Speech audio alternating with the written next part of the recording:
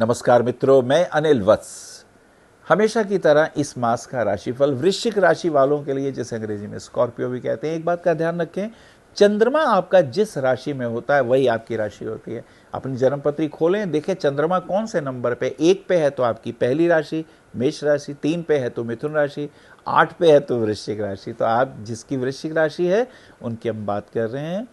वृश्चिक राशि वाले से थोड़े इमोशनल हैं, भावुक हैं, वाणी पे काबू नहीं होता है, बोलचाल में चतुर होते हैं, बुद्धिमान होते हैं, स्वाभिमानी भी होते हैं, अपना अपमान बर्दाश्त नहीं करते, लेकिन दूसरों का अपमान करते हुए उन्हें पता नहीं चलता। Mind your language. खास करके वृश्चिक राशि वालों को ये बात जब वो घर पे बात करते हैं तो उनको ध्यान में रखनी चाहिए। अपने बड़ों से बात करते हुए अदब को ध्यान में रखना चाहिए। परिवार में जिन भी रिलेशन से वो बात करते हैं उनको अदब देते हुए बात करेंगे तो उनके जीवन में समृद्धि ज़्यादा आएगी, प्रमोशन भी आएंगे और भाग्य भी साथ देता है। ऐसा क्यों कहा? क्योंकि वृश्चिक राशि वालों के सेकंड हाउस में गुरु की राशि आती है, देवगुरु बृहस्पति होते हैं। और यदि उनकी वाणी में कठोरता है, कटुता है, व्यंग है, आलोचना है, तो ध्यान रखें दूसरों से भी ये सुनने को मिलता है और अपनी प्रमोशन को, अपने आगे बढ़ते हुए कदमों को वो खुद ही रोक लेते हैं। हाँ, तर्क युक्त सम्मान सहित बात करें, ये उनके लिए ज़्यादा अच्छा है। चलिए बात करते हैं, पहली दूसरी तीसरी तारीख की बात करते हैं। समय अनुकूल, बॉस के साथ अच्छी निभेगी, कहीं यात्रा के योग बनेंगे, पैसे कमाने का भी योग बन रहा है, फाइनेंशियल गेन का भी योग है। आने वाले समय में कहीं प्रमोशन, कहीं धन की प्राप्ति के भी योग बनेंगे, कहीं खर्चा भी होगा, इसका भी हमें ध्यान रखना होगा। और 3 तारीख को आप जानते हैं भैरव अष्टमी है। भैरव जी के मंदिर में सरसों का तेल चढ़ाने से बहुत से रोग, राहु और शनि के जो दोष हैं उनके कारण जो हमें कष्ट होता है उसकी शांति मिल जाती है। 4, 5, 6 तारीख की यात्रा करते हैं और खास करके बुध का धनु राशि में प्रवेश हो जाता है। अब बुध आपका इनकम का स्वामी है। जब इनकम का स्वामी सेकंड हाउस में आता है तो डेफिनेटली अगर आपने कहीं लोन अप्लाई किया है तो उसमें आपको फायदा होगा।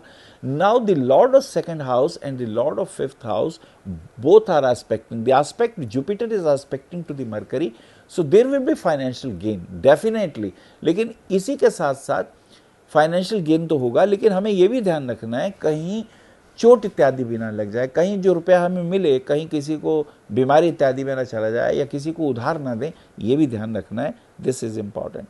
7, 8, 9 तारीख की यात्रा करते हैं। समय अनुकूलता की ओर बढ़ता हुआ और हो सकता है परिवार में कुछ खुशखबरी हो या कहीं पार्टी वार्टी में जाएं, दोस्तों के साथ घूमने फिरने के योग हैं, लेकिन ये प्लानिंग भविष्य में बनेगी। आज आप प्लानिंग बनाएंगे, आगे आप घूमने फिरने जाएंगे, तो दिस इज इम्पॉर्टेंट। प्रॉपर्टी के पॉइंट ऑफ व्यू से कहीं धन इन्वेस्ट करते हैं तो उसमें आपको फायदा होने लगता है। This is good. 10, 11, 12 तारीख की यात्रा करते हैं। 11 तारीख को अमावस्या है। उस दिन ब्राह्मण को कुछ दान पुण्य करें, पितरों के आशीर्वाद मिलते हैं, उससे संतान सुख की प्राप्ति होती है। चलिए आगे चलते हैं। 12, 13, 14 तारीख की यात्रा करते हैं। दोस्तों के साथ घूमने फिरने के योग, लेकिन इसी दोस्त के कारण ही कुछ टेंशन भी होगी। खास करके अगर आपने उसको रुपया उधार दिया है तो उससे मांगिए। अगर आप नहीं मांगेंगे तो वो उसको सीरियस नहीं लेगा और फिर आपको प्रॉब्लम होगी। तो मुझे लगता है थोड़ी तनाव भी होगा, लेकिन प्यार से हैंडल करिए। आपने पैसा लेना है, आपका पैसा है, उसमें आपको ध्यान रखना होगा। और थोड़ा सा नेगेटिव भी फील कर रहे हैं, मुझे लगता है परिवार के कुछ चक्रों में डिप्रेशन सा फील कर रहे हैं, तो इससे थोड़ा बाहर आए। 15, 16, 17 तारीख की यात्रा करते हैं। 16 तारीख को सूर्य का धनु राशि में प्रवेश हो जाता है। सूर्य आपका जब धनु राशि में जाता है तो इट इज़ गुड, क्योंकि अब गुरु का आस्पेक्ट बुध आदित्य योग पे हो जाएगा, तो ये आपके प्रोफेशनल लाइफ में फ़ायदा होगा। अगर आप कहीं टूर कर रहे हैं, फाइनेंशियल पॉइंट ऑफ व्यू से you will be the gainer. अगर कहीं और आउटलेट खोल रहे हैं तो उसमें आपको प्रमोशन भी है, आपको फाइनेंशियल गेन भी है, और आपकी अपनी कंपनी में जहां आप जॉब करते हैं उसमें आपको एक अच्छा लाभ भी मिलने वाला है। तो ये एक पॉजिटिव एटीट्यूड भी दिखाई देता है।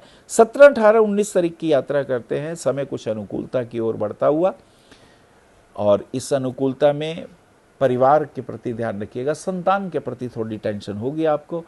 अगर संतान का घर में कुछ, अब आपकी वाइफ प्रेग्नेंट हैं तो आपको ध्यान रखना होगा, उसमें कहीं कमी ना हो। प्रॉपर डाइट होनी चाहिए, डॉक्टर से चेकअप वगैरह कराते रहें, ये ज़रूरी भी है, वरना नुकसान और तकलीफ़ें परेशान करने लग जाती हैं।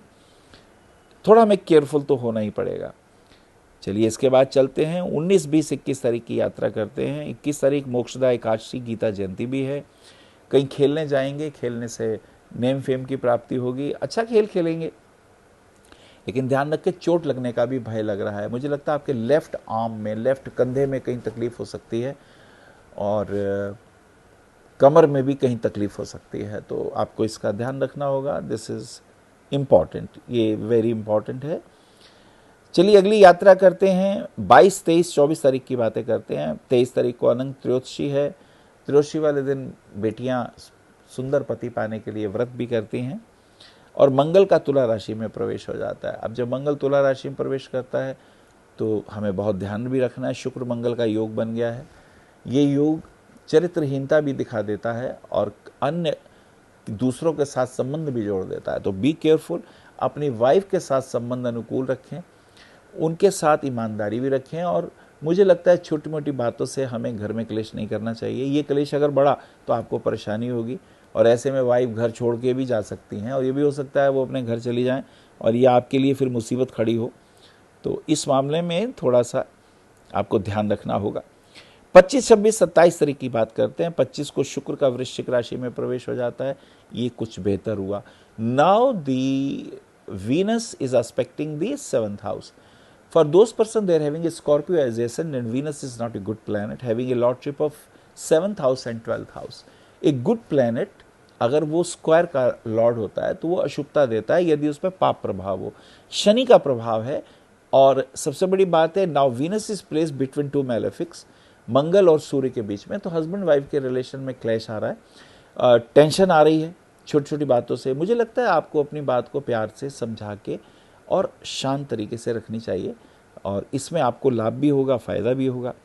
और 25 तारीख का क्रिसमस डे भी है। Merry Christmas. आज के दिन जीसस क्राइस्ट का ये संदेश कि दुनिया में नफ़रत प्रेम के द्वारा दूर की जा सकती है। This is amazing. और 26 तारीख को बुध का मकर राशि में प्रवेश हो जाता है। अब बुध जब मकर राशि में प्रवेश करते हैं तो कोई भाई, कोई मित्र आपसे पैसा उधार मांग सकता है, तो सोच समझ के दीजिए, मिलने के चांसेस बहुत कम हैं। 29 से 31 तारीख की अगर हम यात्रा करते हैं तो समय पॉजिटिव, अपना काम में मन लगाइए, बॉस के साथ संबंध अनुकूल होंगे और धीरे धीरे फाइनेंशियल गेन की भी प्राप्ति होगी। और ख़ास करके वृश्चिक राशि वालों के लिए कहना है कि अगर वो मोती रत्न पहनते हैं तो उनकी भाग्य की वृद्धि होती है। मोती रत्न 6, 6.5 कैरेट से कम नहीं पहनना चाहिए। मूंगा रत्न उनके स्वास्थ्य, हेल्थ, यश कीर्ति को बढ़ाने वाला है। और अगर वो पुखराज रत्न पहनते हैं तो पब्लिक रिलेशन डेवलप होते हैं, मित्रों से सहयोग मिलता है और अपने परिवार में भी बच्चों के साथ पॉजिटिव एटीट्यूड प्राप्त होता है। हरि ओम। आप आचार्य श्री अनिल वत्स जी के ज्योतिष व ध्यान संबंधी प्रोग्राम www.astroanilvats.com व मासिक राशिफल YouTube पर भी देख सकते हैं। विशेष जानकारी के लिए संपर्क करें। भविष्य कथन VE279 गली नंबर 6 हरिनगर न्यू दिल्ली 110064। हमारे फोन नंबर है 9891739999 और 9818189993 और 8860006030 और 9810880002। हमारी वेबसाइट है www.bhavishyakathan.org। ईमेल है acharyaanilvats@gmail.com। अपॉइंटमेंट के लिए संपर्क करें सुबह 11 बजे से शाम 6 बजे तक।